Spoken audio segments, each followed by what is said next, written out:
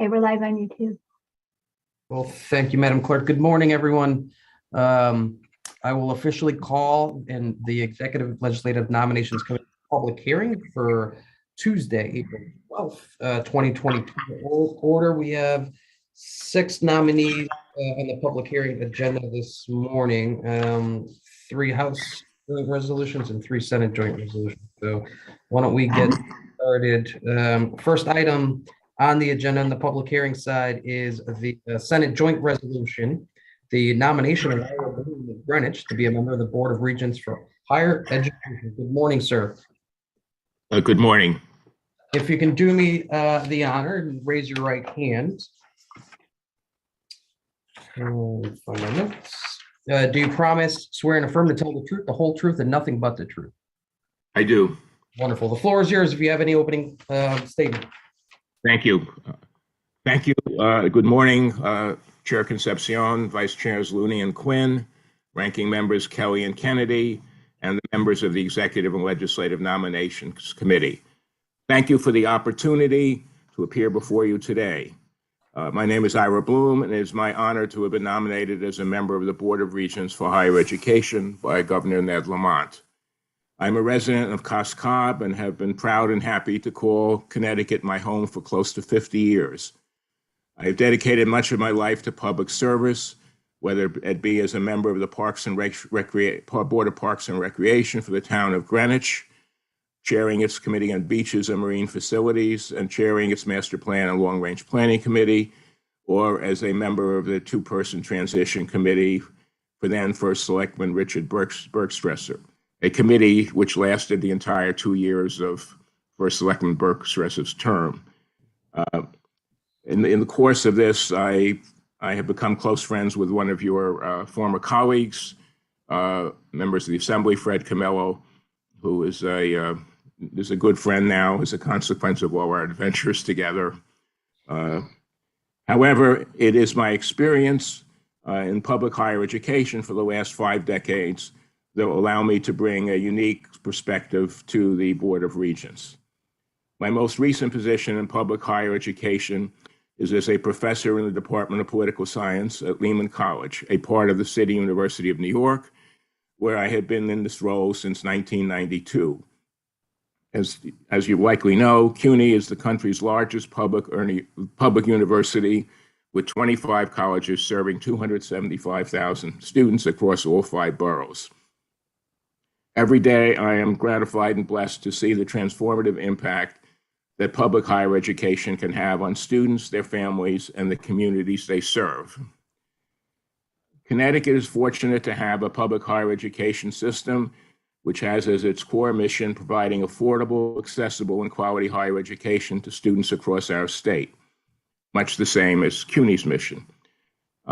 The Connecticut State Colleges and University System has 17 institutions serving all parts of the state that are each unique and provide diverse programs with committed faculty, staff, and administration dedicated to the needs of the students they serve.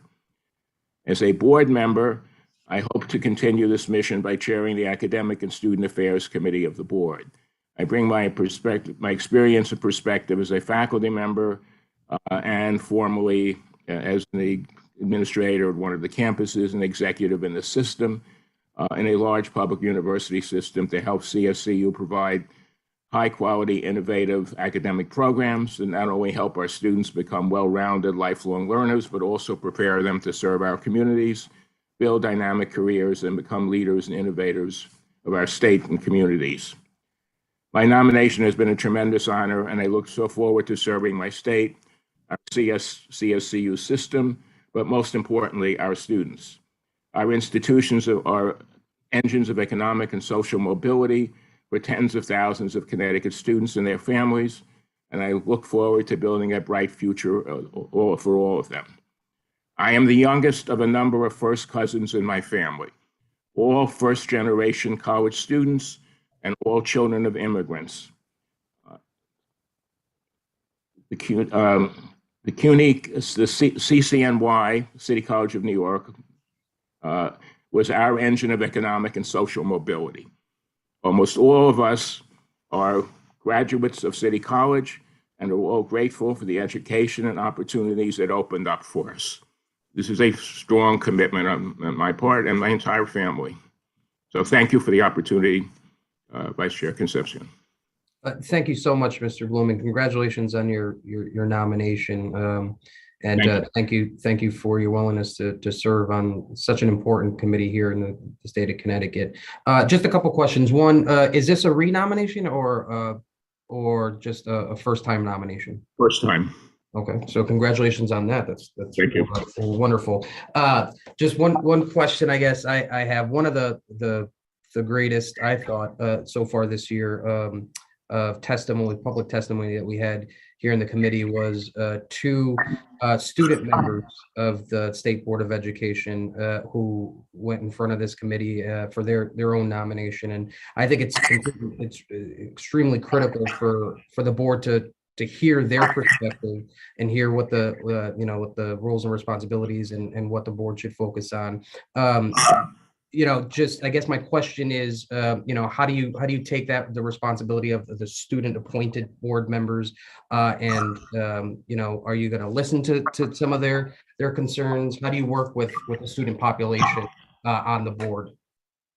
I think you recognize them as members of the board with a point of view and a perspective to bring. This is a perspective that I hear almost every day because I hear from students all the time. Both the students are involved in academic governance and the students who are sitting in my classrooms.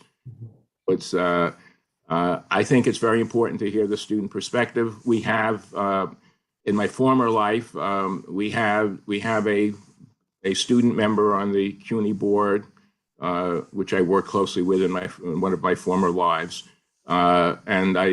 Students have a particular perspective to bring, which is important to hear.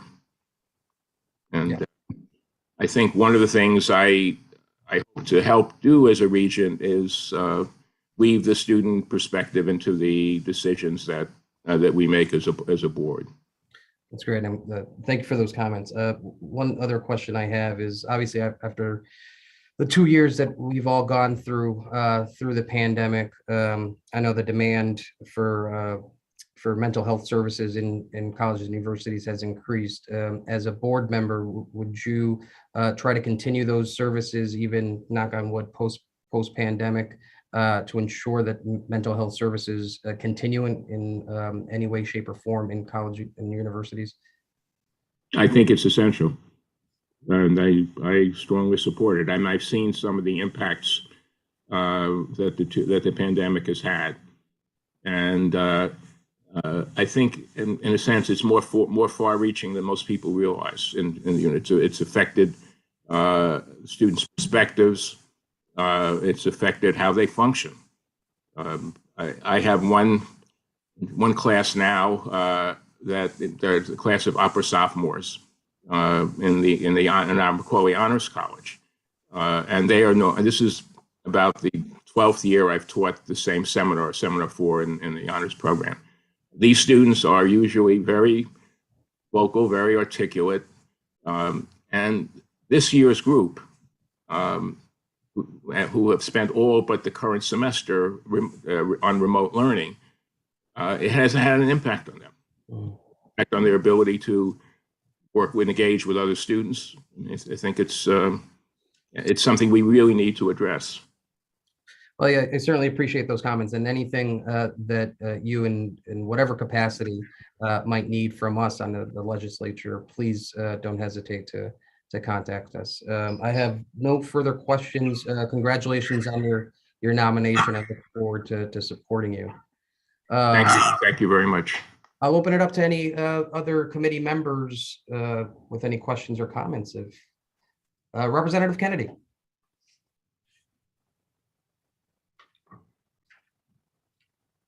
Oh, you're still on mute. Yep.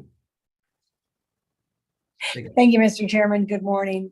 Good morning, Attorney Blum, and congratulations on your appointment. Can I just clarify, because what I thought is this a reappointment or a new appointment? It's a new appointment. It is a new appointment. Okay.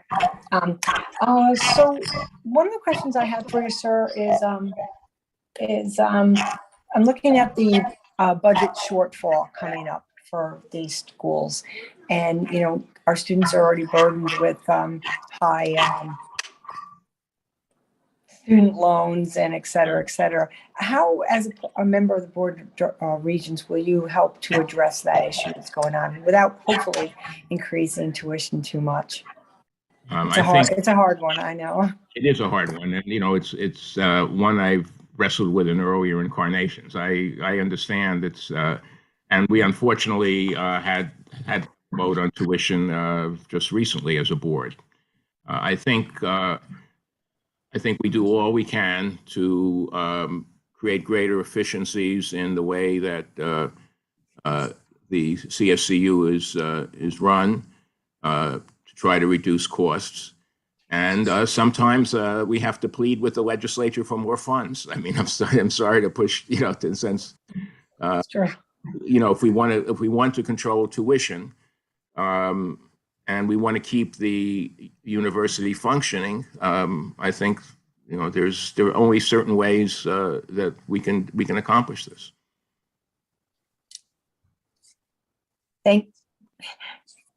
Lost you there. Thank you. I appreciate it. The only other question I had is, the CSCU presidents have of late only served 2 to 3 years, with the exception of Mark, and I'm going to pronounce his name incorrectly, Okian, who served over 5 years. What do you hope that the Board of Regents could do to keep our presidents there a little bit longer, to give them some kind of a buy-in, if you will, to the school? I think it's a point that I'm concerned about also. I know President Chang well. We have worked together in past incarnations. I think he will be there. I mean, he's, I think, very committed to, that's one of the reasons I joined the board.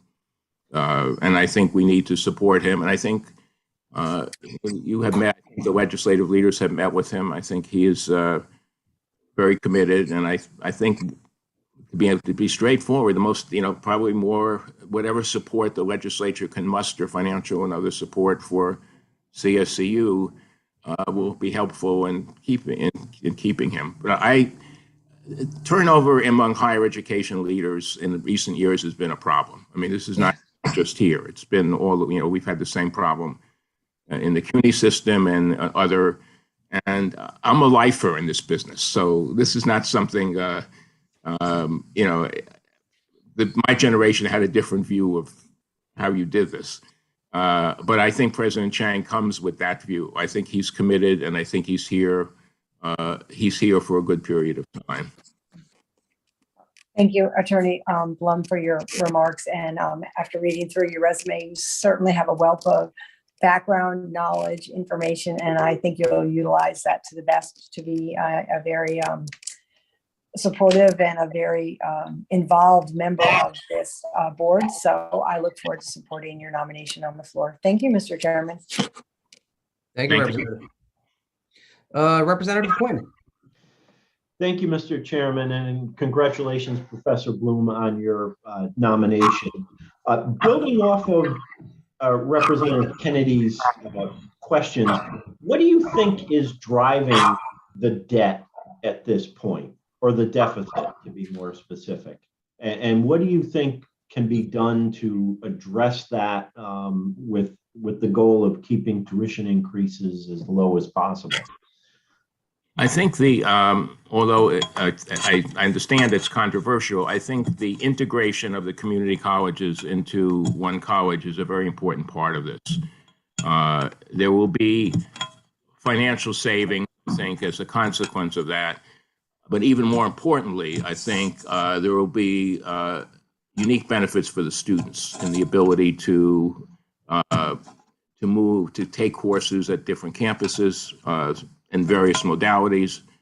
I think this is one of the steps that benefits both the state and the students in this regard. Okay. All right. Thank you. I appreciate that. And again, congratulations on your nomination. Thank you, Representative Quinn. Thank you. Seeing no other hands up, Any further questions? Nope, seeing none. Mr. Bloom, before you go, there's one question we ask of every nominee. Is there anything in your past you believe might prove embarrassing to this committee, to the governor, or to the state of Connecticut? I don't think, no, not that I know of. Wonderful. Thank you so much. Appreciate you spending some time this morning with us, and congratulations again on your nomination. Thank you, and I thank the committee for its attention and for its incisive questions. I think you're asking the right questions. Appreciate that very much. All right. Moving on, our second item on the agenda, we have another Senate joint resolution for review, which is the nomination of Richard Porth of West Hartford to be a member of the Board of Regents for Higher Education. Good morning, sir. Good morning. Good morning. Before you begin, if you can do me the honor of raising your right hand. Sure. Do you promise, swear, and affirm to tell the truth, the whole truth, and nothing but the truth? I do. Wonderful. The floor is yours for any opening comments you might have. Thank you very much. Well, good morning, Chairman Concepcion and Vice Chair Quinn and Ranking Member Kennedy and members of the Executive and Legislative Nominations Committee. I'm really grateful for this chance to meet with you today and to appear before you. Again, my name is Richard Porth, and like Ira Bloom, it's my honor to have been nominated as a member of the Board of Regents for Higher Ed by Governor Lamont. I'm not going to read the entire testimony. You have a copy there, I believe. I'm just going to try to address a few key points in the interest of your time. As you said, I'm a resident of West Hartford, and I've spent a career now working in a number of different places. Started out in local government, served in state government, worked at the Capital Region Council of Governments. I've served nonprofit funders through the Hartford Foundation for Public Giving and United Way. I've served for nonprofits in direct service provision. I've served on a local board of education in a large urban school district. And I've served on the board of a large workforce investment board. And I'm eager and honored, actually, to have the opportunity to bring all these different experiences to the Board of Regents. I, in particular, really hope that I can use this time in service on the Board of Regents to help promote strong partnerships. We've worked hard at this already, but I think I can help in this as well. Strong partnerships with K through 12 systems, workforce investment boards, local governments, nonprofits, and employers on a range of different issues that are important to all of us in Connecticut. I guess the last point I wanted to emphasize for you, and happy to answer any questions about the rest of the testimony, but it seems to me that much of the discussion about our future together here in Connecticut seems to focus more on the negative, gloom and doom. And I wish that we could reframe this talk and talk more about building on our strengths. And I really do believe, and it's one of the reasons I'm so excited about this opportunity, that the Board of Regents and the Connecticut State College and University system represent a tremendous strength that we can build on. I did indicate in my testimony that, Connecticut has long been respected for the quality of our workforce. And I think CSCU has had a major role in that over the years. The latest state new economy index ranks Connecticut fourth among all the states in workforce education. That's a weighted score of working age adult population's educational attainment. We're also ranked third in the nation in the percentage of managerial, professional, and technical jobs. And that has to do with insurance and defense industry and government and others as well. So we rank very high among all the states. And then we're fourth in the proportion of knowledge jobs in Connecticut. Again, I really think that we have something to be proud of, but we need to hold on to that.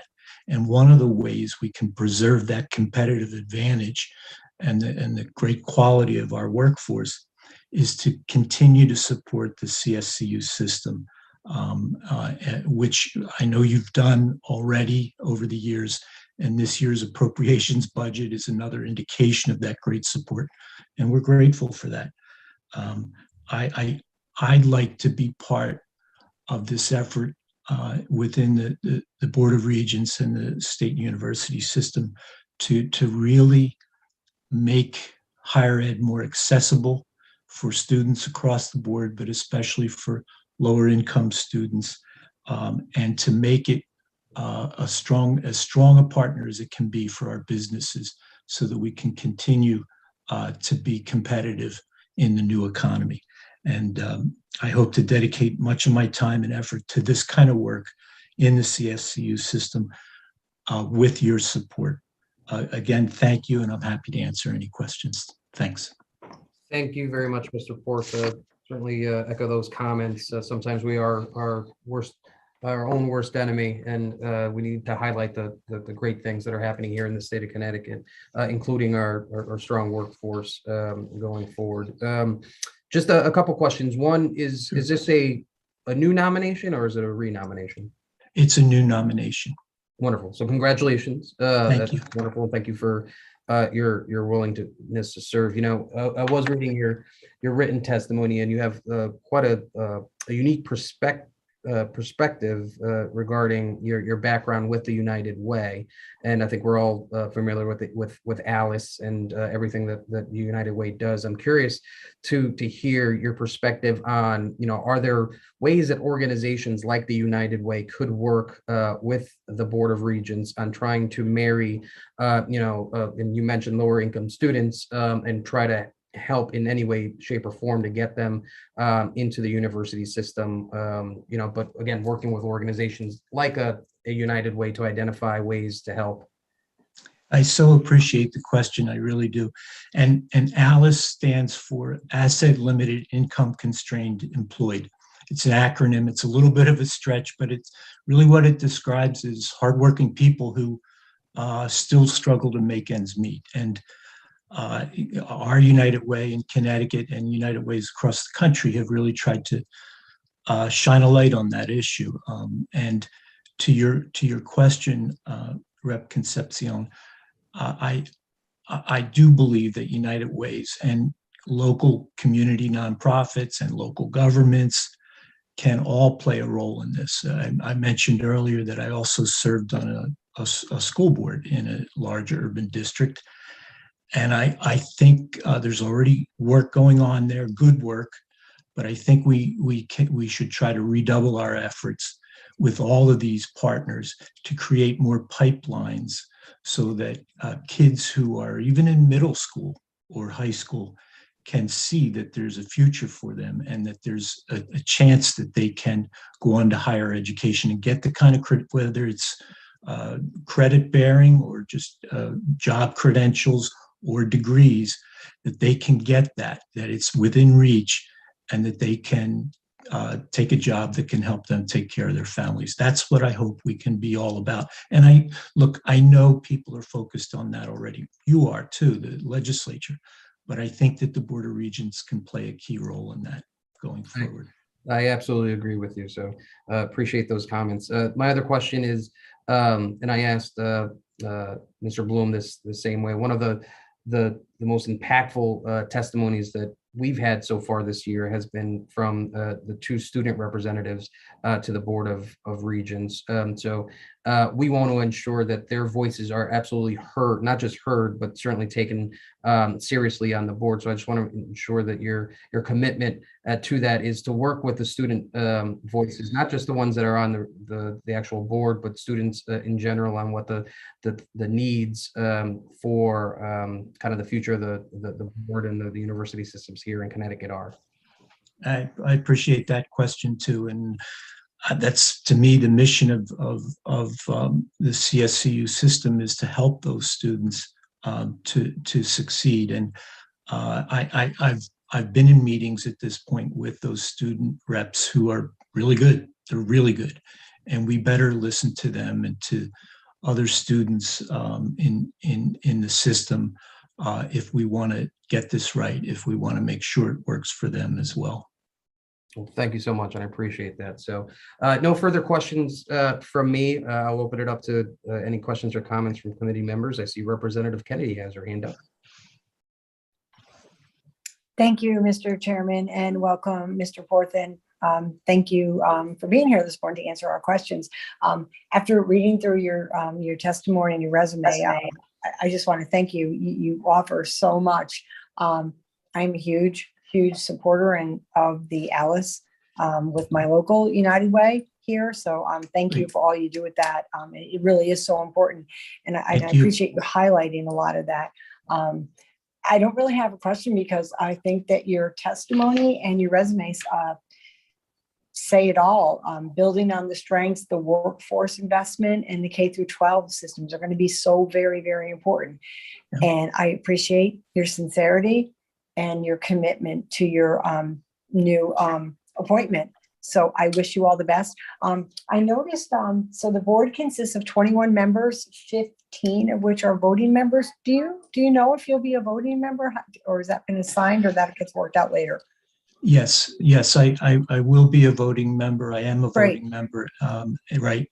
Yes. Great. Well, thank you so much for being here. I wish you all the best and look forward to supporting you on the floor. Thank you, Mr. Chairman. Thanks, Representative Kennedy. Thank you, Representative. Representative Quinn. Thank you, Mr. Chairman, and congratulations, Mr. Porth, on your nomination. Thank you. Just building off of the questions that I had before, what can we do to get the cost of higher education under control? And I look at myself, and I graduated from a small private college in Massachusetts in 1990, and just toured it again with my niece. And the single year cost for that college is slightly more than what it cost me to go all 4 years. And I know that that's a problem across the board, whether it's public universities or private universities. What can we do to get this under control? Because my fear is we have students who want to go to college, they want to get a degree, but they don't want to come out with a debt that it's going to take them forever to pay off. Really good question. And I can say that I know firsthand about these challenges. Our 3 kids, the youngest is now a senior in college and will graduate in a month. It's hard. It's really hard to afford to get them through without significant debt. And I will say this, that one of the other reasons I'm excited about trying to serve CSCU is that comparing its cost to most other colleges and universities, especially the private ones, it's still significantly lower.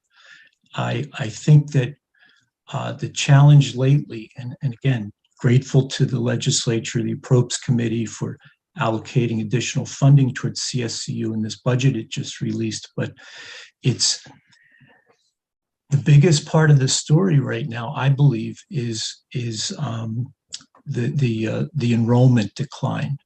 Now that's true in Connecticut. It's true all across the country, and we have to figure out how to open up access again, as I said earlier, for more students to our great schools, our great colleges and universities. And then we have to make sure that we have a system that allows them to succeed and complete their educations. The retention issue is crucial too. And look at Representative Quinn, I'm not an expert on higher ed, but I know how important it is to succeed in that. And I do believe President Chang and the Board of Regents are focused on some solutions that can help address those issues.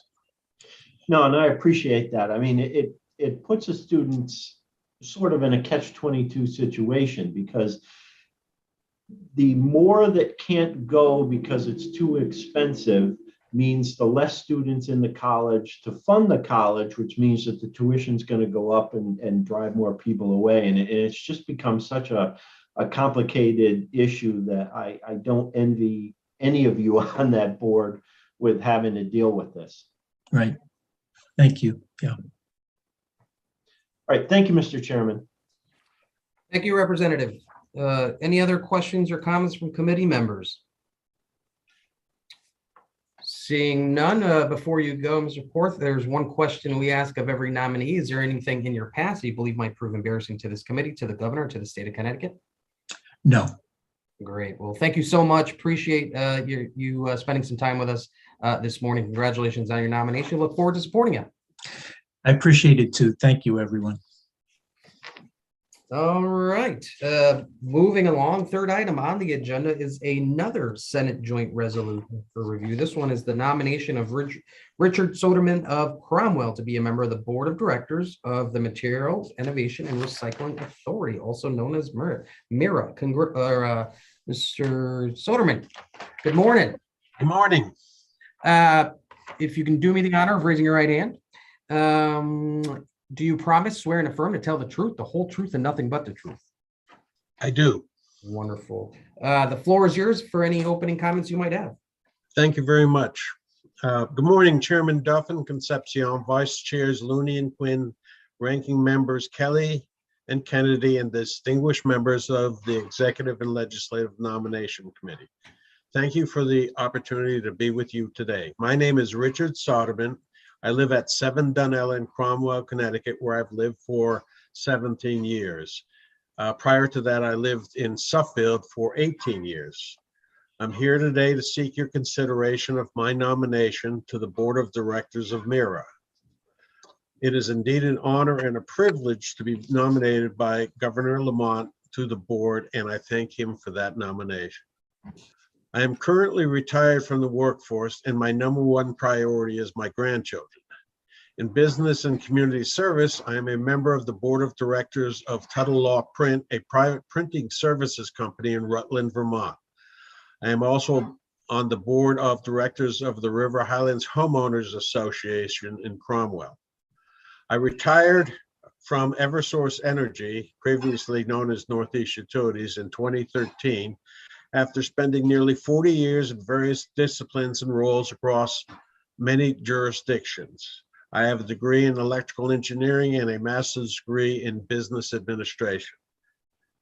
During my last 20 years with Northeast Utilities, I served as a director of regulatory and government affairs. My responsibilities included providing expert testimony on many utility issues, including energy economics, rate making, finance, utility operations, conservation, renewables, transmission and distribution, and customer service, and most importantly, related to my role with MIRA, energy policy in Connecticut.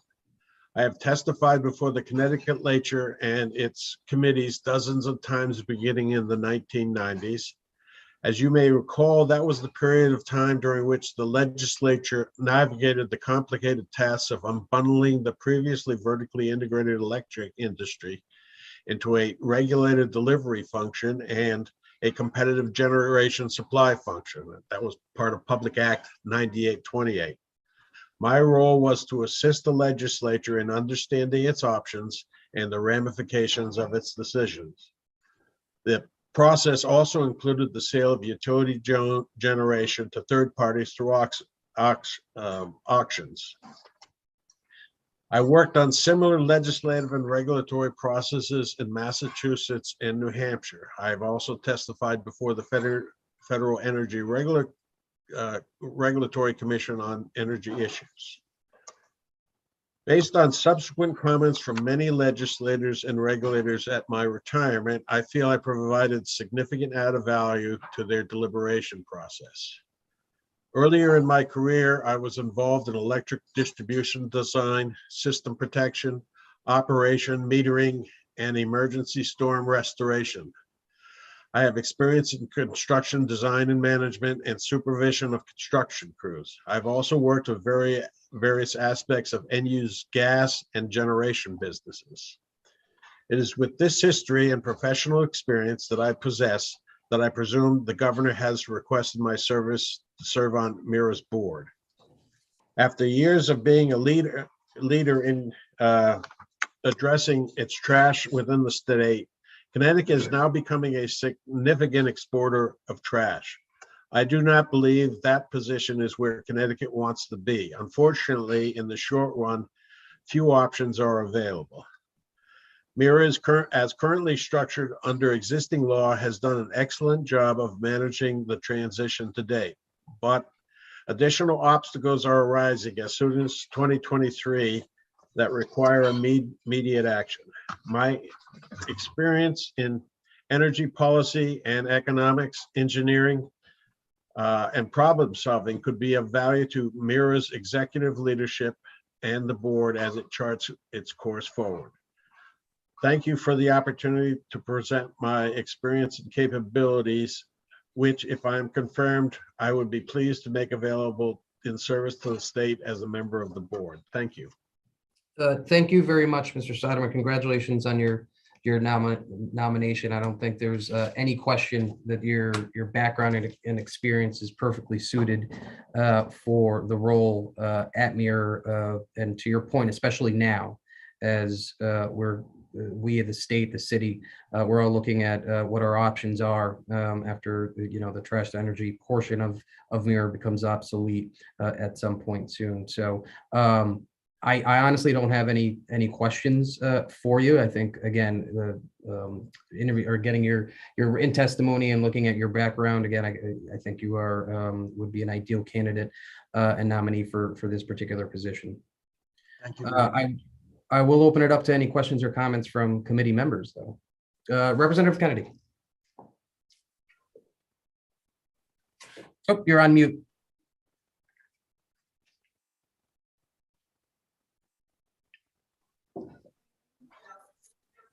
Okay, unmuted and back. I apologize. I'm using my cell phone this morning. My state issued laptop isn't working today. So good morning and welcome, Mr. Soderman.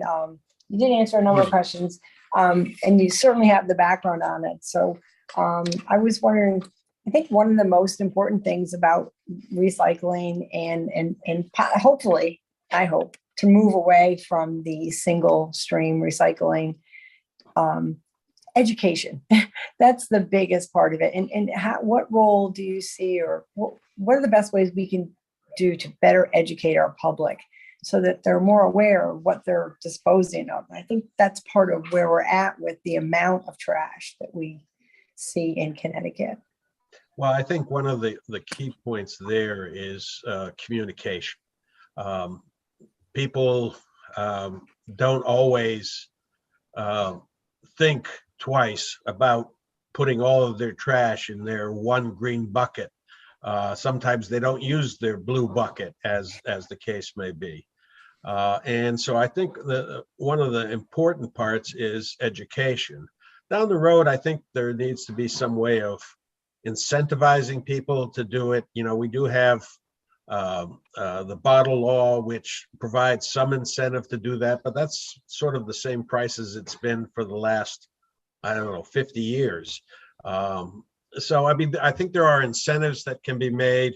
I think raising the consciousness of communicating with folks about their trash and how they segregate it into recyclables and non-recyclables.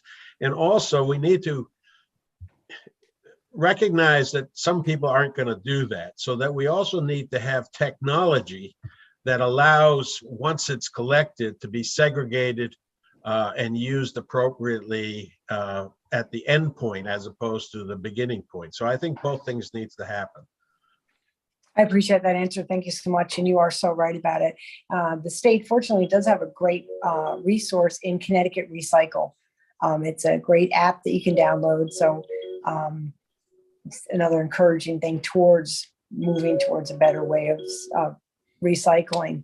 I think that's all the questions I have for you today. Thank you and congratulations on your nomination. I look forward to supporting you on the floor. Thank you, sir. Thank you.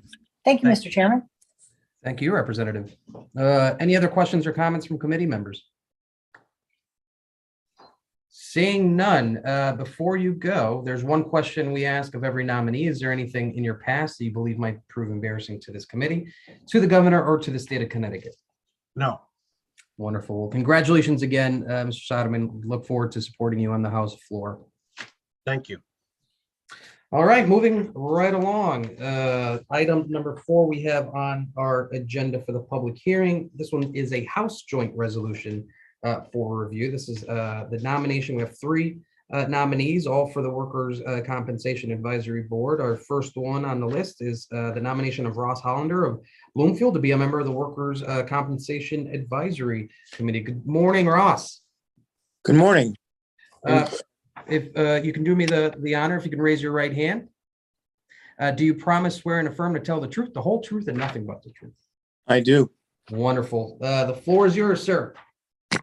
Well, good morning. I'm not sure who, because of the Zoom, are on here or not, but Senator Duff, Representative Concepcion, Senator Looney, Representative Quinn, Kelly, Kennedy, and distinguished members of the Executive Nominations Committee. My name is Ross Hollander, and I'm honored to be nominated to continue as a member of the Workers' Compensation Advisory Board. I've spent 57 years working at Hartford Distributors, where I am now Chief Executive Officer and Chairman of the Board. We are a family-owned and operated business located in Manchester and proudly employ over 200 people with good salaries, good benefits, half of whom are members of the International Brotherhood of Teamsters. In addition to our role as an employer and distributor of alcoholic beverages to licensees across our region, HDI places a premium on being a good corporate citizen and strong partners to the state and local governments. I have joined our Teamsters Local 1035 in support of the governor's initiative for recruitment and training of commercial truck drivers, as well as other workforce development efforts by the governor and the legislature to incentivize the use of electric vehicles and to reduce our state's carbon footprint. Over the years, I've also been honored to sit on the board of Hartford Hospital, on the Connecticut State University System Board of Trustees, Connecticut's Board of Governors of Higher Education, and many other organizations that I'm proud to have served. I am also the recipient of a prestigious Oliver Philly Award for civic involvement and activity in my hometown of Bloomfield. My company and I strongly believe in giving back to our communities. It's in that spirit, specifically regarding workers' compensation issues, I've served on the advisory board for several years. Work I have enjoyed immensely. HCI is a proud partner also in Connecticut Workers' Compensation Commission Medical Care Program. As an employer, I care deeply about my many men and women who work at Hartford Distributors. My time as CEO has instilled in me a strong understanding and appreciation for the importance of ensuring that all injured workers on the job have a prompt access to compensation for their work loss and the benefits necessary associated with medical expenses, etc. The role of Workers' Compensation Commission and the Advisory Board has been made even more relevant and consequential considering COVID-19, which is now stretched beyond 2 years. Major policy changes have been made by the General Assembly to assist workers who have been impacted by the pandemic, notably Essential Workers Assistance Program, which went into effect July of last year. This effort and other changes will continue to be debated as our state wrestles with how to best provide benefits for lost wages, medical expenses, and burial expenses for essential employees who could not work because of contracting COVID. As those conversations play out, the role of the advisory board in helping to advise the commission will be critical, and I look forward to playing a role in that effort. I also want to help to ensure that all changes and expansion of services are being undertaken in a thoughtful and efficient manner, and that our state remains vigilant against fraud or abuse of its workers' compensation program. Through my work on these issues over the years, it has made me abundantly clear that the General Assembly and the Lamont administration are committed to supporting workers who are injured on the job. It is a critical function of government and one that I have been proud to support in my role on the advisory board. With your confirmation, I hope to continue that role in the future. Thank you. I look forward to your questions. Thank you so much, Ross. Congratulations on your renomination, and thank you for all the work you personally and HDI does in the community. I know here in the city of Hartford, we're certainly appreciative of the work that that the company does to give back to the people here in the city. So, just again, this is a renomination, correct? Correct. So just can you, and this is more for my benefit than anybody, can you just take us through a typical meeting of the compensation advisory nominee or board? Is there a list of grievances? What is it? So a list of, just take me through the process of a typical board meeting. Well, it depends on the time of year. Every meeting, we have an update. We're blessed with a terrific chairman who keeps us, Steve Morelli, who keeps us advised of anything going on legislatively, administratively, that affect the Workers' Compensation Commission and the works that we do. Also, we have a terrific head of our group, Mike Riley, who keeps us very informed of anything else going on industry-wise. And there's certain times of the year where our attention is on the commissioners themselves and grievances that have been filed, complaints that we get, which are given on I guess on a quarterly basis. Or maybe it's every 6 months. I don't remember exactly, but we are always cognizant of the performance of our commissioners and also in their findings, and we pay a lot of attention to it, and a lot of detail goes into it. The commissioners come in at the time for appointment initially or reappointment, and to be reviewed. They're, I think, have 5-year terms and come to us to be reappointed. I appreciate that. Sometimes, we have so many commissions and advisory boards here in the state of Connecticut that it's always great to hear the work, the important work that each and every one of the advisory committees do. So again, congratulations on your nomination. I really look forward to supporting you, or your renomination. Look forward to supporting you on the House floor. I will open it up to committee members. I see Representative Quinn's hand is up. Thank you, Mr. Chairman, and congratulations, Mr. Hollander, on your renomination. Just by way of background on myself, I've been a practicing attorney handling workers' compensation claimants' claims for the past 23 years.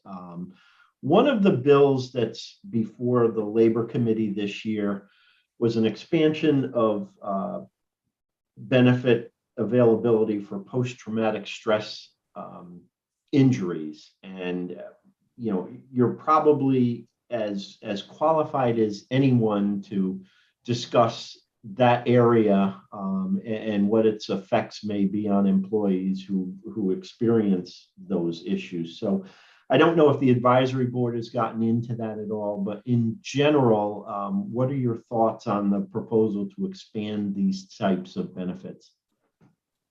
Well, as you point out, I am also CEO of a company that suffered the worst workplace violence loss ever in the state, a private company. I will tell you that it's a tremendous issue. We have many people, including myself, who suffer from PTSD because of that horrible day, August 3rd, 2010. It must be addressed. Right now, as one step, they've talked about it and gotten some movement for first responders in these situations, but I don't think that's nearly enough. I think because someone's not bleeding doesn't mean they're not hurt, and I think that needs to be addressed. Yeah, and I completely agree with you. I mean, over the years with the hundreds of claimants that I've represented, I've had two PTSI claims get accepted. One was for a corrections officer who was injured in an inmate attack, and the other was another officer for DCF who suffered traumatically from the scars of the surgeries that she had to have to correct the physical injuries that she had sustained. So I'm glad to hear you say that. And I know you have a very unique perspective on this. And I certainly hope that we as a legislature can get this across the finish line, because you're absolutely correct. This happens, and folks who suffer from it should be compensated. Thank you again, and I am pleased to be able to support your renomination. Thank you. Thank you, Representative. Representative Kennedy.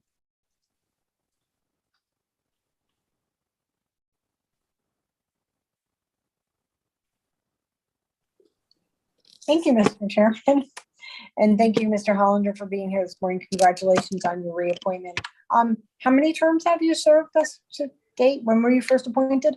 1.5. I filled one that was vacated, and I had a one of my own. Great. And secondly, actually, you've pretty much answered a lot of my questions. I also just wanted to thank you for your service on the Connecticut National Guard. I noticed that on your resume, and I just want to say thank you for your service. Greatly appreciate it. I think the only question I would have is that you've served 1.5 years. You touched about making sure that an injured individual with workers' comp is able to be seen by a physician as quickly as possible. Are there any other recommendations at this point that you would make to the board to streamline that, to make it easier? No, I think that the way the changes that have been made, people have immediate access, and they're able to get that. And I think that's essential. You're absolutely correct. That being seen as quickly as possible is so important in so many reasons, mainly healing, but then getting back to work as into the workforce again. So thank you for being here this morning. I look forward to supporting you and appreciate your service. Thank you, Mr. Chairman. Thank you, Representative. Any other questions or comments from committee members? Seeing none, before you go, there's one question we ask of every nominee. Is there anything in your past you believe might prove embarrassing to this committee, to the governor, or to the state of Connecticut? No. Thank you so much. Congratulations again on your renomination. Look forward to supporting you on the House floor. Thank you. All right, moving along, we have another House joint resolution for review. This one is the nomination of Angel Bruno of Milford to be a member of the Workers' Compensation Advisory Committee. Board. Hello and congratulations. Good morning. Before you begin, if you can do me the honor of raising your right hand. Do you promise, swear, and affirm to tell the truth, the whole truth, and nothing but the truth? I do. Wonderful. The floor is yours if you have any opening comments. Thank you. And good morning, Chairman Concepcion, Vice Chair Quinn, Ranking Member Kennedy, and all distinguished members of the Executive and Legislative Nominations Committee. Thank you for the opportunity to appear before you today. My name is Angel Bruno, and I'm honored to be nominated by Governor Lamont to be a member of the Compensation Advisory Board, actually replacing Michael Dimmenstein, who retired from Yale New Haven Health in 2020. As you know, the Workers' Compensation Advisory Board is required to have both employer and employee representation, and my nomination is to fill one of the employer slots. Since this is my first nomination before this or anybody, allow me to give you a sense of my background and how I got to be here. I was born in Puerto Rico to working class parents who emigrated to New York City in search of greater opportunities when I was 6 years old. I had the opportunity to go to Brown University in Rhode Island, driving through Connecticut for over 4 years. Little did I know at the time that after college, this would be my home, where I would forge my career, start a family, continue my education, and set my roots. I began my formal career in Connecticut at Caldor, in Norwalk, if you remember Caldor, where I spent the majority of 10 years overseeing their pension plans. After a brief stint in a New Jersey consulting firm while still living in Milford, I came back to Connecticut to United Illuminating, where I spent the next 21 years of my career, assisting with its administration of workers' compensation. While I was at UI, I also attended Albertus Magnus College in New Haven, where I received my master's in business administration. After the 21 years, an opportunity presented itself to work at Yale New Haven Health System in 2018 to oversee the benefits area for a large nonprofit employer with employees throughout the state. We currently have about 30,000 employees. I have now spent the last 3.5 years overseeing the system's benefits, including workers' compensation. In 2020, I was promoted to Vice President of Total Rewards, with workers' compensation being just one of several system-wide responsibilities I currently hold. In workers' compensation, an employer can either self-insure their risks if the employer is large enough, or they can be insured by an authorized carrier, as is the case with most organizations. Relative to workers' comp, I have overseen self-insured employers as well as insured employers, exposing me to both approaches and the benefits and risks of each.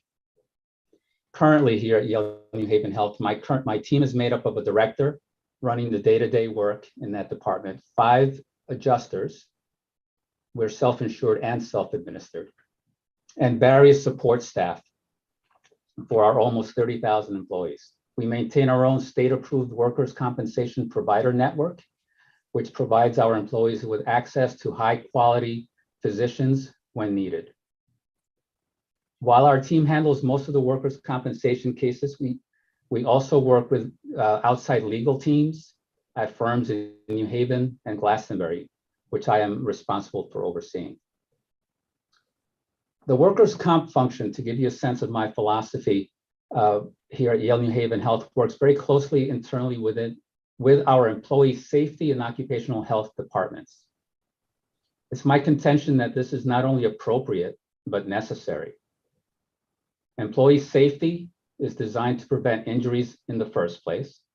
However, when an employee does experience an injury or exposure, by working with employee safety, we can identify and address any areas of concern in the work environment immediately. Occupational health assists in addressing the medical needs of the injured worker and helps to coordinate care with outside specialties when needed, making available the best rehabilitative care to get our employees back to health as they recover. I'm proud of the flexible light duty work program that we have in all our departments throughout the system to help ensure employees are not returning to their regular positions before they are physically healthy and ready to do so. Over the years, I've sat on boards of nonprofit community organizations such as Mutual Housing, Junta for Progressive Action, and I currently serve on the Progreso Latino Fund Advisory Committee, which is part of the Community Foundation for Greater New Haven. This is my first nomination, as I mentioned earlier, an appointment to serve the state, and I view it as an opportunity to give back to Connecticut in a different capacity, providing an employer's perspective, guidance, and feedback to the Workers' Compensation Commission, Chairman Morelli. This concludes my testimony. I look forward to taking your questions at this time. Thank you so much, Mr. Bruno. Congratulations on your nomination. I think your background and experience are well suited for this particular position. So this is your first full one, but did you say you've been serving since 2020? No, this is my first nomination. This is my first term. My predecessor retired in 2020. Understood. And he recommended me in the first place. Wonderful. And you're representing an employer and a representative of a major hospital, correct?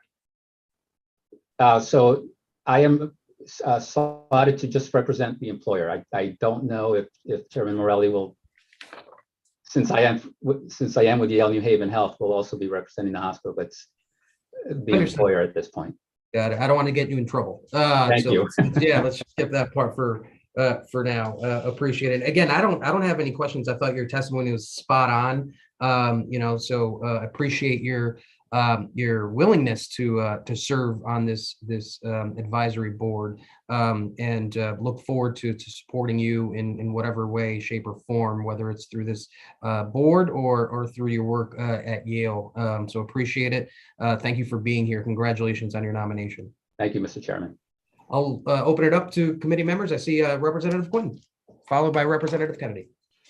Thank you, Mr. Chairman, and congratulations, Mr. Bruno, on your nomination. I think you'll bring a unique perspective to this board, just as Mr. Hollander will. But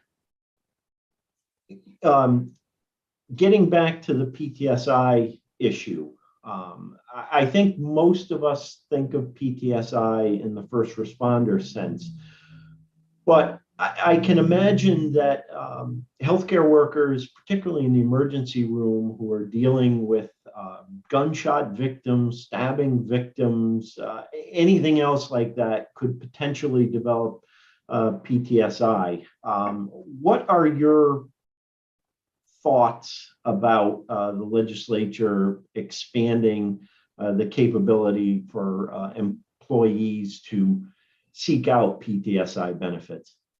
Thank you for the question, Representative Quinn.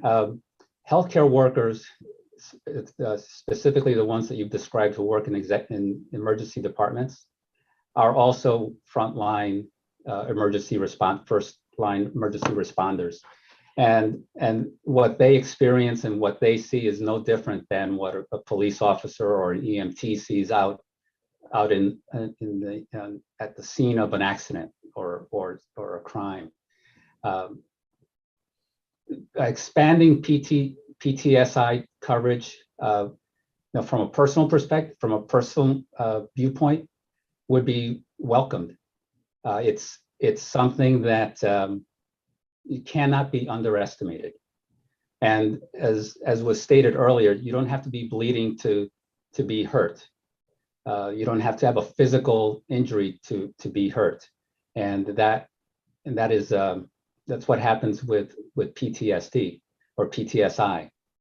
There's nothing visible necessarily on the outside, but something that needs to be addressed. Thank you. And one other area is in our court system,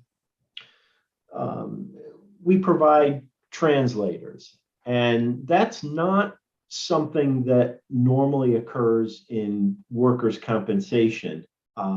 What are your thoughts on the Workers' Compensation Commission making translators, particularly Spanish language translators, available to claimants who are attempting to represent themselves, as the system is designed that you can represent yourself, but the reality is that once a claim is contested, it's very difficult to represent yourself. But what are your thoughts on making translators available through the Workers' Compensation Commission? So it's actually a question that I hadn't considered, but now that you ask it, I would suggest that every employee who gets hurt should be able to transact with the commission, and if that requires a translator, I would support that. I would encourage that, whether it's Spanish or any other language. We have in the health system, we have translators because health care is so complicated. We have translators in the health system to help patients with that, and I would imagine that the Workers' Compensation Commission could benefit from that also. Okay, thank you very much. I appreciate your answers, and again, congratulations on your nomination, and I look forward to supporting you as well. Thank you very much. Thank you, Representative. Representative Kennedy. Chairman, and welcome, Mr. Bruno. It's nice to welcome another Milfordite to the meeting this morning. Thank you. I appreciate all of your answers this morning to the questions put forward by Chairman Concepcion and Rep. Quinn. So I don't have any additional questions for you. I just want to congratulate you on this nomination and wish you the best of luck and look forward to supporting you. Thank you, Mr. Bruno, and thank you, Mr. Chairman. Thank you very much, Representative Kennedy. Thank you, Representative. Any other questions or comments from committee members? Seeing none, Mr. Bruno, before you go, there's one question we ask of every nominee. Is there anything in your past you believe might prove embarrassing to this committee, to the governor, to the state of Connecticut? No. Wonderful. Thank you so much for spending some time with us this morning. Congratulations on your nomination. Look forward to working with you. Thank you very much. Have a great day. You too. All right, last but not least, sixth item on the agenda. The third item under the House Joint Resolution for review is a nomination of Rocco Kahlo of Newtown to be a member of the Workers' Compensation Advisory Board. Good morning, sir. Good morning. Before you begin, if you can raise your right hand. Wonderful. Do you promise, swear, and affirm to tell the truth, the whole truth, and nothing but the truth? I do. Wonderful. The floor is yours for any opening comments you might have. Good morning, Senator Duff, Representative Concepcion, Senator Looney, Representative Quinn, Senator Kelly, Representative Kennedy, and members of the Executive and Legislative Nominations Committee. My name is Rocco Kahlo, and I am honored to be nominated by Governor Lamont to serve on the Workers' Compensation Advisory Board. I was first appointed to the advisory board in 2004, making me the senior member. I am currently the Secretary Treasurer and Principal Officer of Teamsters Local Union 1150. We are the organization that represents more than 4,000 women and men working at Sikorsky Aircraft. I'm also the Vice President of Teamsters Joint Council 10, which is a collection of all the Teamster local unions within New England. We represent nearly 60,000 members. I serve as co-chair on the Teamsters Local Union 1150 Prescription and Drug Fund. And I was recently elected to Eastern Region Vice President for the International Brotherhood of Teamsters, and subsequently appointed to the Director of Industrial Trades, representing various industries across the country. I started working at Sikorsky Aircraft in 1987. As an electrical installer on the Black Hawk program. I served as a shop floor steward for 10 years prior to my current positions, or working my way into my current positions. I'm a graduate of Warren F. Kaner Technical High School in Waterbury and Gateway Community College in New Haven. I currently live in Newtown with my wife, Yvonne, my daughter, Courtney, who is earning a PhD in health administration at the University of Phoenix. I also have a son who is married, lives in Colorado, and he is earning a PhD in biochemical engineering at the University of Colorado Boulder. I believe that my experiences, both on the shop floor and my current positions, make me an excellent candidate to fill one of the 4 positions on the advisory board representing employees. I appreciate everyone taking the time to listen to me today, and I welcome any questions. Thank you so much, Mr. Kahlo. Congratulations on your renomination, and thank you for your willingness to continue to serve on this board. I think your voice and the individuals you represent need to be represented on this board. So thank you so much for continuing to serve. As kind of the senior member, how have you seen the board or panel change over the years, particularly on what you're dealing with? So, there were some great questions asked of the my two colleagues that came up previously.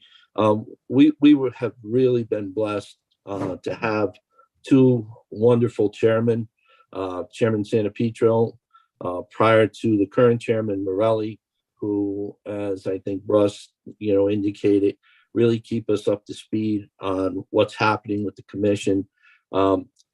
As a board, we really advise on policies concerning the operation of the commission. We don't really get involved heavily into any of the legislation, although I do have some very strong opinions of my own, especially on the PTSD stuff.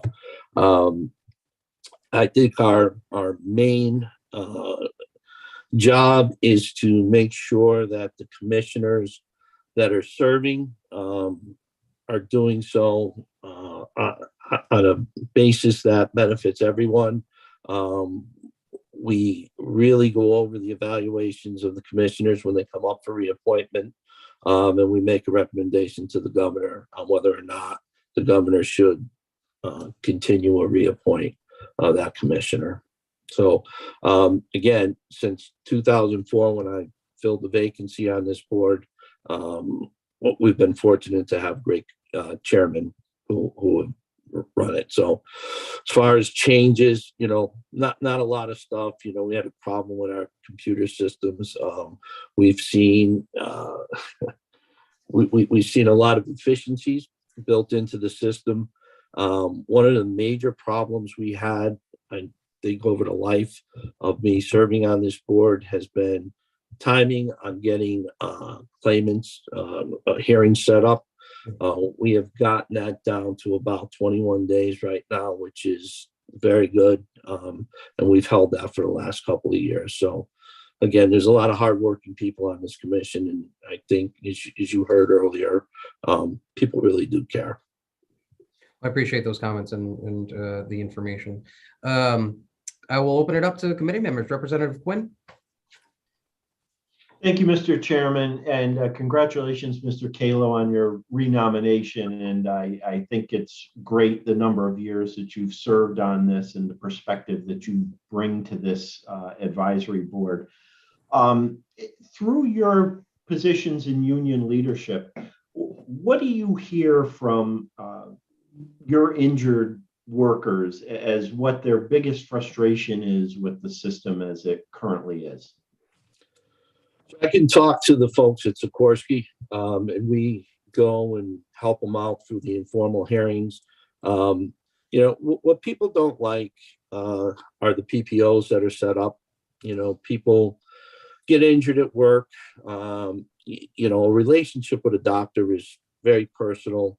They don't want to be directed to what doctor they should have to use. So I know just about everybody sets up a PPO for workers' comp. It's not really open access. So we hear a lot about that.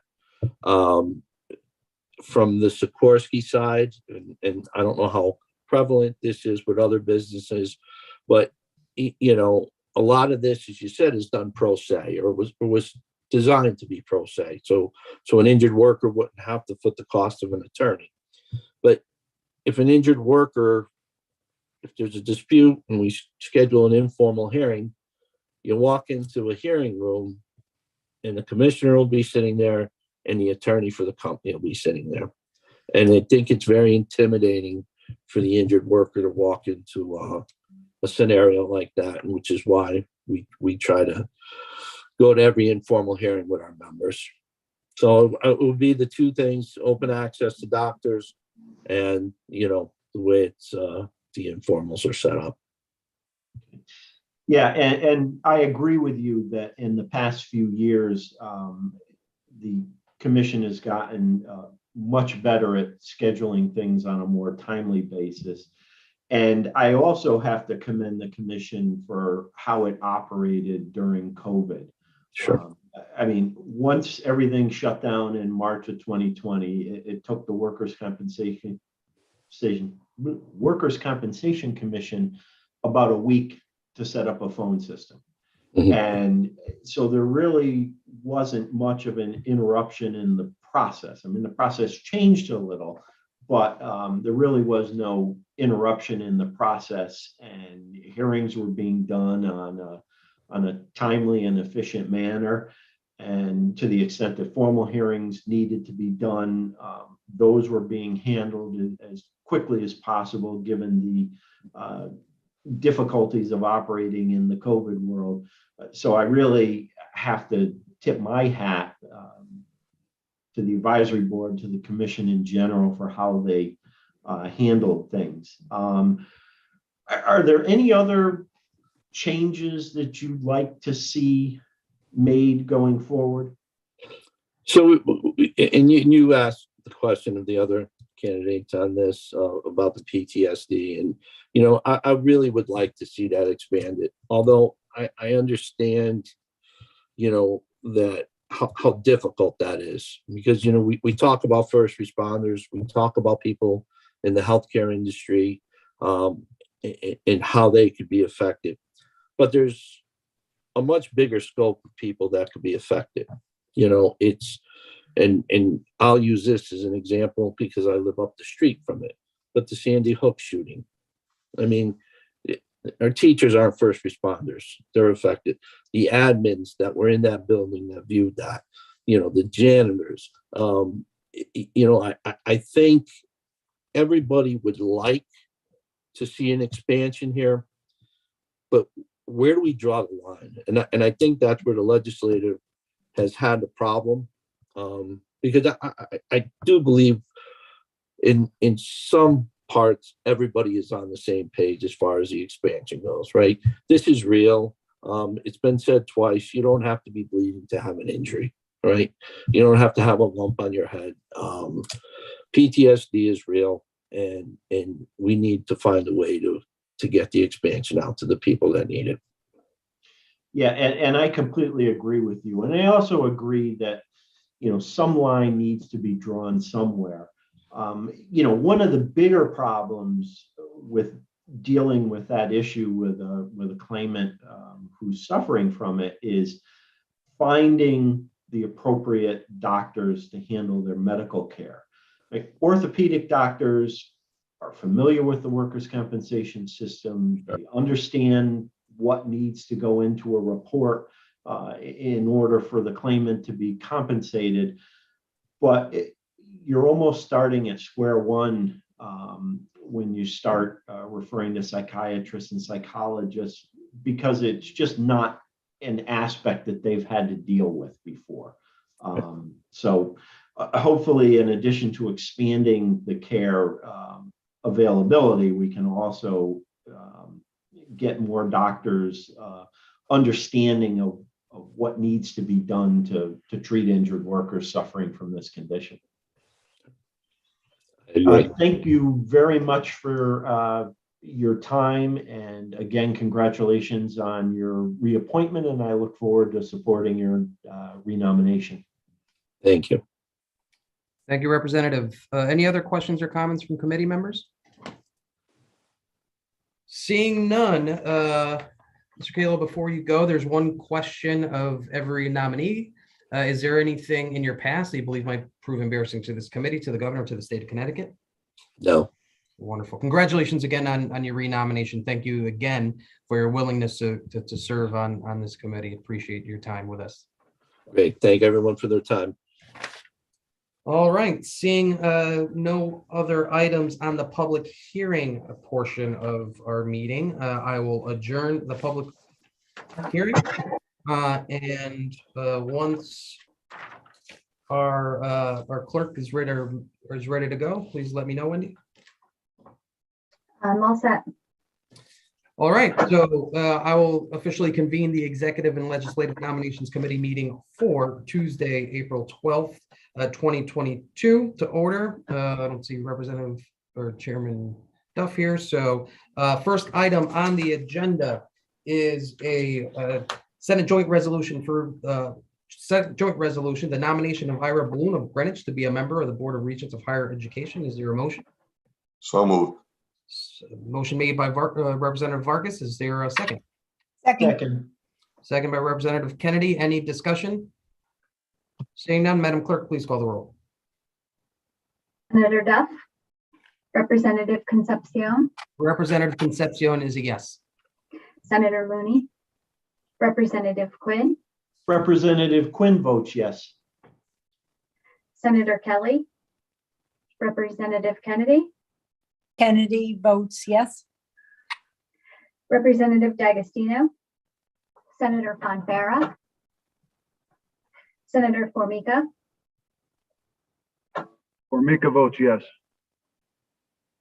Representative Godfrey, Senator Hartley, Senator Kushner. Saw her on there.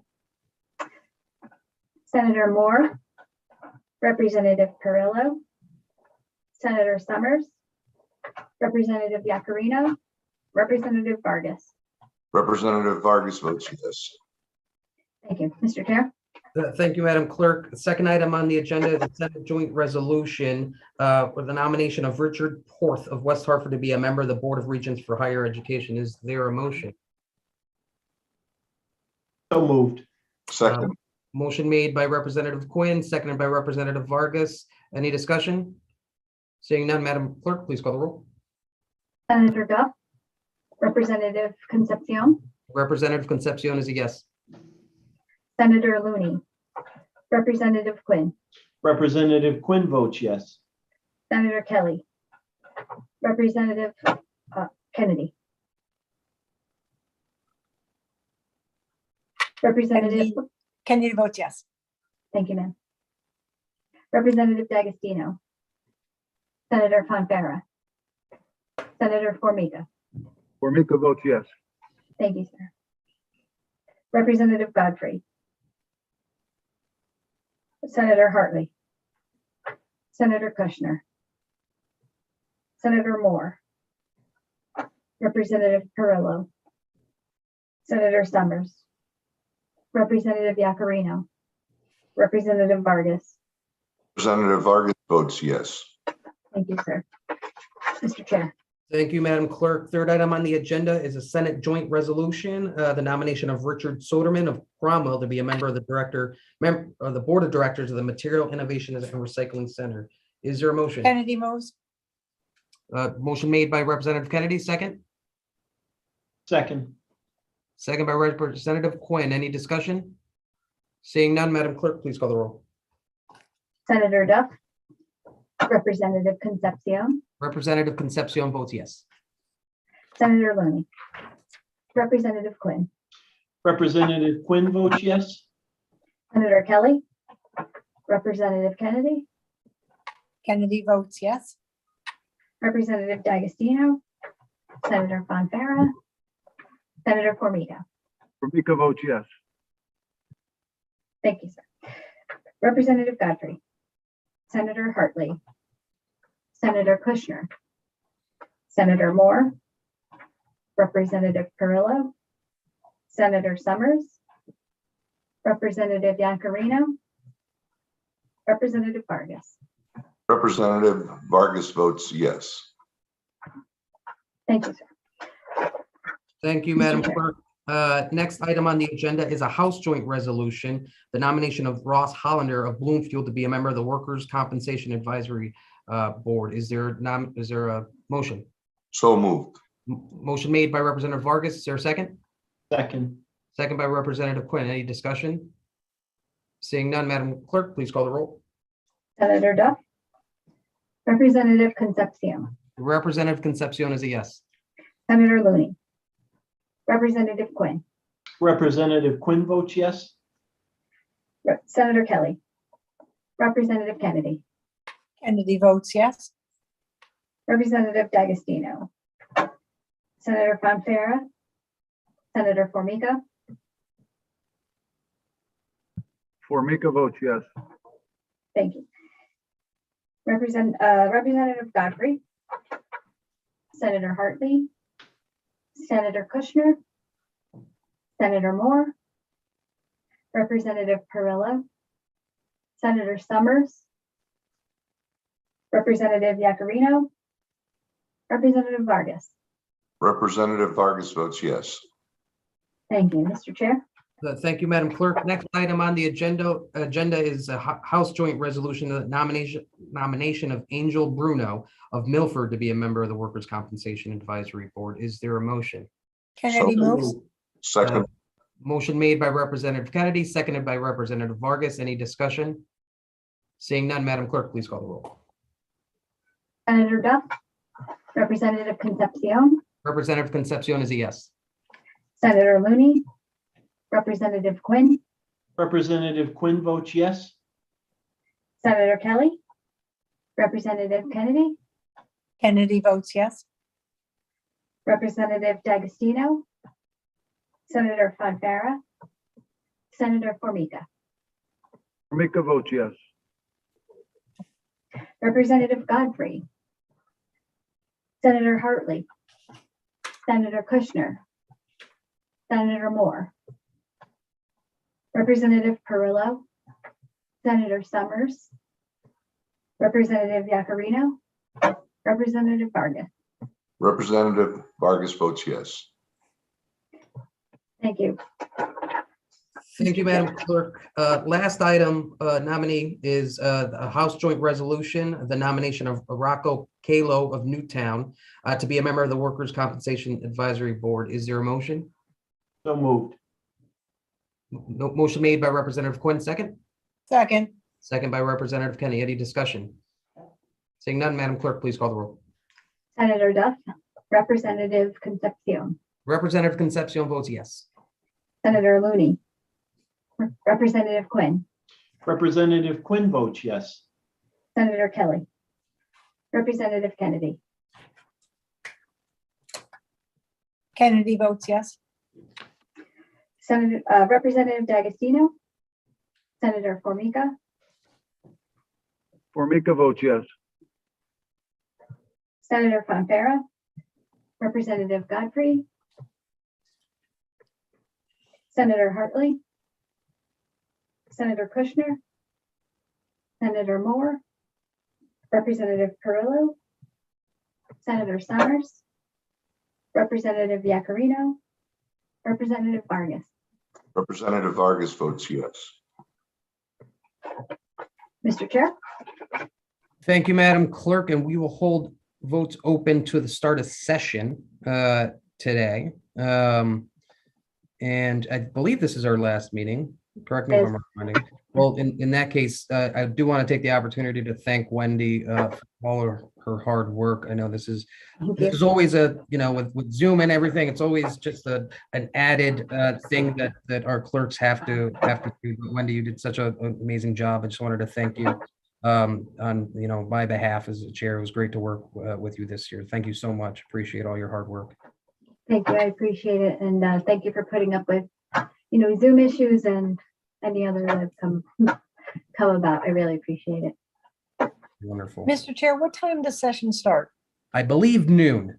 Noon. Okay, thank you. And thank you so much, Wendy, for all your help. Thank you so much. Wendy, if you could do me one last favor and just email everyone, can you do that? Yes, sir, I will. Because typically it's 3:00, but since there's session today, it's noon today. I'll do that. Wonderful. Well, thank you so much. Great to see everyone. We will stand in recess until the start of session. Thanks, everyone. Thank you. Wendy, Yes, sir. Senator Kelly. I happen to be on Senator Formica's computer, but I would like to vote. Sure thing. Is that possible? That is possible. You're very Okay. accommodating. You look like you're in a confessional there. I have for you Ira Bloom of Greenwich to be a member of the Board of Regents for Higher Ed. Yes, Richard Porth of West Hartford to be a member of the Board of Regents for Higher Ed. yes, Richard Soderman of Cromwell to be a member of the Board of Directors for the Material Innovation and Recycling Authority. yes, Ross Hollander of Bloomfield to be a member of the Workers' Compensation Advisory Board. yes, Angel Bruno of Milford to be a member of the Workers' Compensation Advisory Board. yes, And Rocco Callo of Newtown to be a member of the Workers' Compensation Advisory Board. yes. You are all set, sir. Thank you very much. Have a good one. You too. Senator Summers.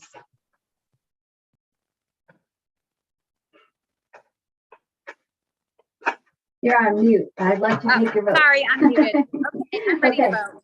Okay. Ira Bloom of Greenwich to be a member of the Board of Regents for Higher Ed. Summers votes yes. Richard Porth of West Hartford to be a member of the Board of Regents for Higher Ed. Summers votes yes. Richard Soderman of Cromwell to be a member of the Board of Directors for Material Innovation and Recycling Authority. Summers votes yes. Sorry, I can't turn my pages. Ross Hollander of Bloomfield to be a member of the Workers' Compensation Advisory Board. Summers votes yes. Angel Bruno of Milford to be a member of the Workers' Compensation Advisory Board. Summers votes yes. Rocco Callo of Newtown to be a member of the Workers' Compensation Advisory Board. Summers votes yes. Set. Thank you so much. Thank you. Bye-bye. Bye.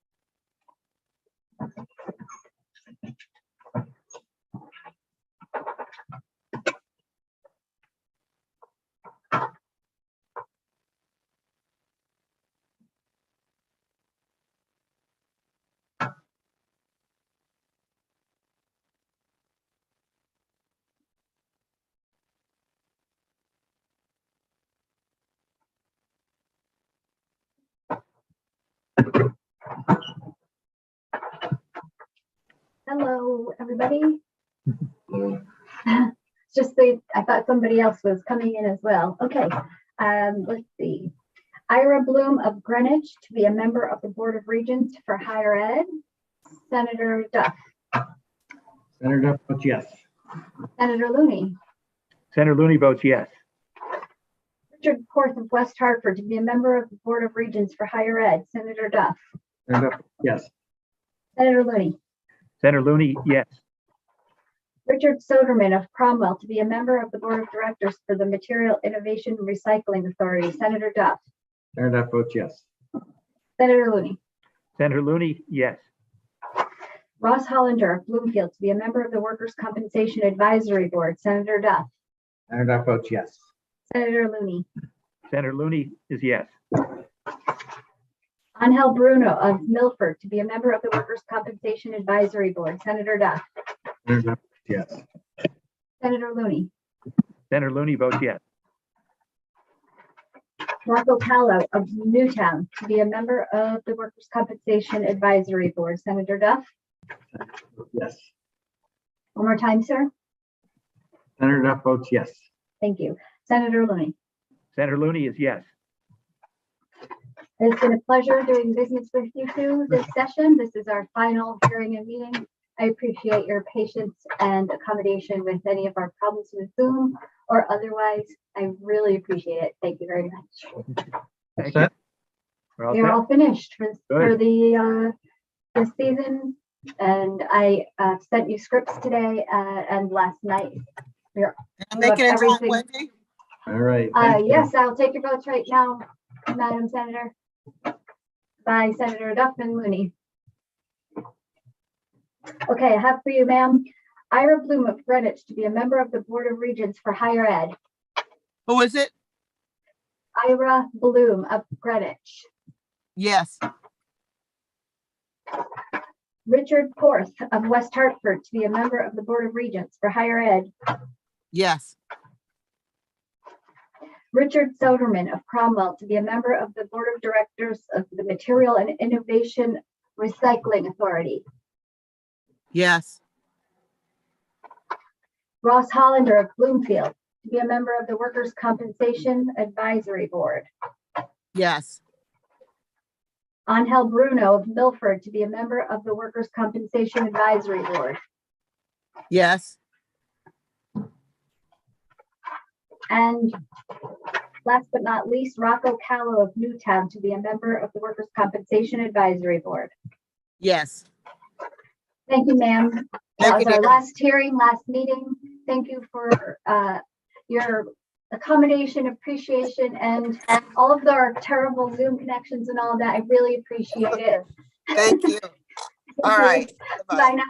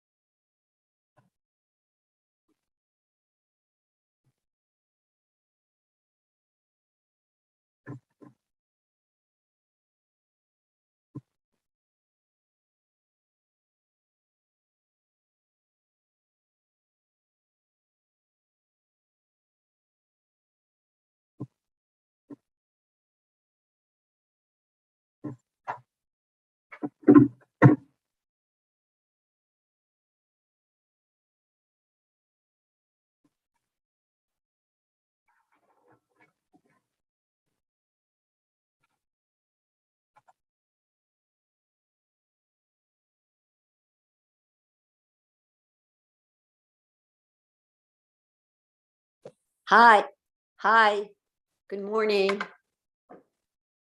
Oh, I can't hear you. Do you know Senator Kushner is coming on as well? Oh, I'm Oh, not, you're not at the Capitol? no, Okay, I'm gonna run really quick through then. She Thank never you. misses a vote. That's why I was wondering. yeah, yeah. Ira Bloom of Greenwich to be a member of the Board of Regents for higher ed. Hartley in the affirmative. Richard Porth of West Hartford to be a member of the Board of Regents for higher ed. Hartley in the affirmative. Richard Soderman of Cromwell to be a member of the Board of Directors for Material Innovation and Recycling Authority. Hartley in the affirmative. Ross Hollander of Bloomfield to be a member of the Workers' Compensation Advisory Board.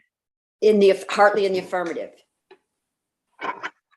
Angel Bruno of Milford to be a member of the Workers' Compensation Advisory Board. Hartley in the affirmative.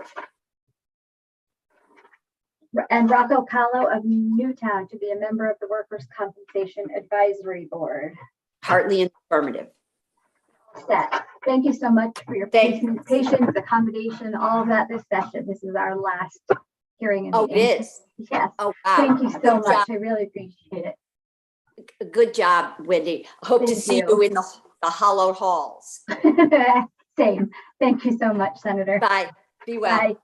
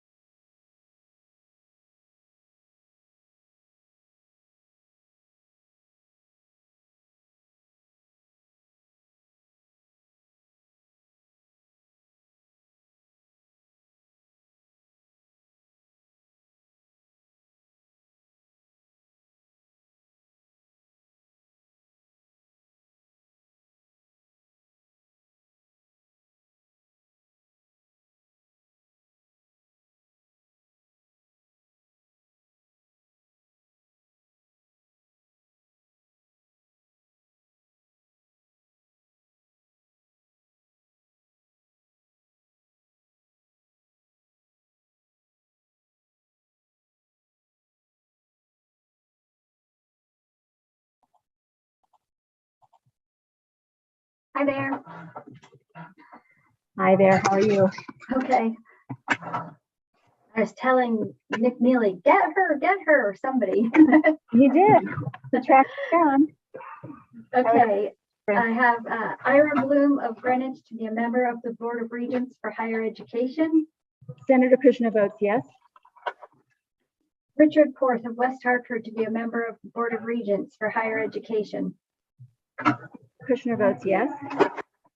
Richard Soderman of Cromwell to be a member of the Board of Directors for the Material Innovation and Recycling Authority. Senator Kushner votes yes. Ross Hollander of Bloomfield to be a member of the Workers' Compensation Advisory Board. Senator Kushner votes yes. Angel Bruno of Milford to be a member of the Workers' Compensation Advisory Board. Senator Kushner votes yes.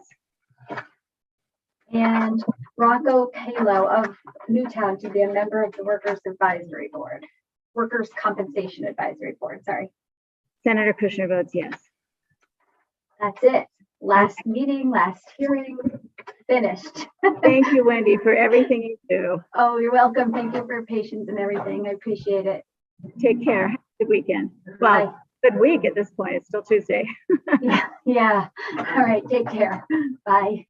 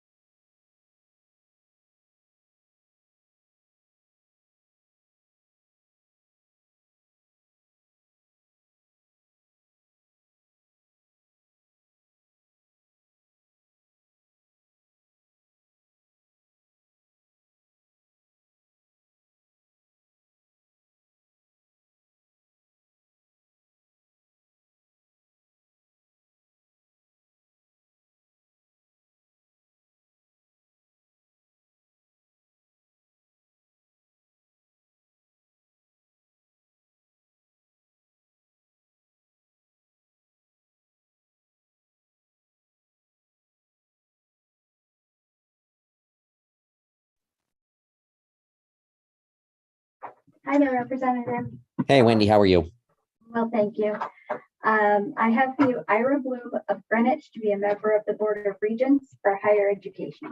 Yes. Richard Porth of West Hartford to be a member of the Board of Regents for higher education. Yes. Richard Soderman of Cromwell to be a member of the Board of Directors for the Material Innovation and Recycling Authority. Yes. Ross Hollander of Bloomfield to be a member of the Workers' Compensation Advisory Board. Yes. Angel Bruno of Milford to be a member of the Workers' Compensation Advisory Board. Yes. And finally, Rocco Kalo of Newtown to be a member of the Workers' Compensation Advisory Board. Yes. Great. I'm glad you made it in just before session began. Thanks, And Wendy. this I is the appreciate it. Last hearing, last meeting, done, off the hook. Oh my with goodness, I don't me. know what to do with myself every Tuesday and Thursday. I know, right? Thank you so much for Thanks, Wendy. everything and tolerating all the mishaps and everything. Thank you so Thanks much. for a good session. Take care. Bye. Bye.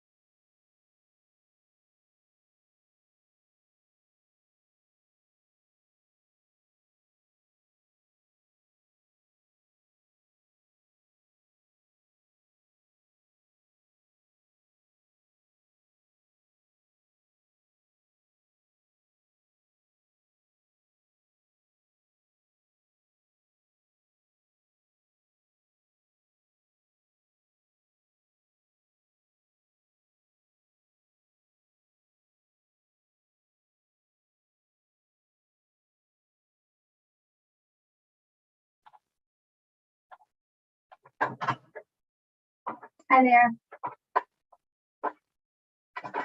You are on mute, sir. How are you? I'm okay. Glad I could get you in right before. Ira Bloom of Greenwich to be a member of the Board of Regents for higher education. Representative Godfrey votes yes.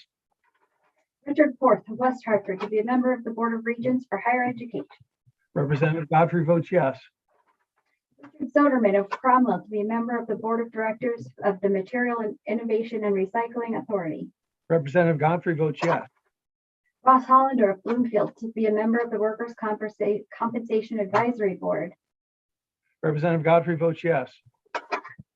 Angel Bruno of Milford to be a member of the Workers' Compensation Advisory Board. Representative Godfrey votes yes. And Rocco Kalo of Newtown to be a member of the Workers' Compensation Advisory Board.